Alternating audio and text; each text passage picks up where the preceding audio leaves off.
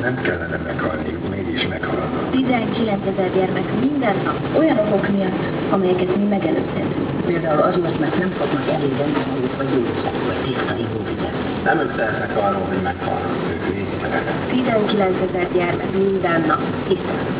Hiszem, Hiszem, hogy ez a szám lehet nulla. Higgyünk a nullában. hívja a 13666-os anományvonalat és segítse 500 forinttal az UNICEF munkáját. Készült az UNICEF megbízásából. Társadalmi célú reklámot hallottak. És ezzel véget ért műsorunk. Holnaptól bőszerrel várja önöket. Most mindjárt meghallgathatják a híreket, aztán kezdődik a Fontogó Séfer Andrea műsorvezetésével. A mai muzsikáló reggelt Miklós András szerkesztette, Kovács Katalin volt a hangmérnök. Nevükben is köszöni figyelmüket a műsorvezető Mai Gábor.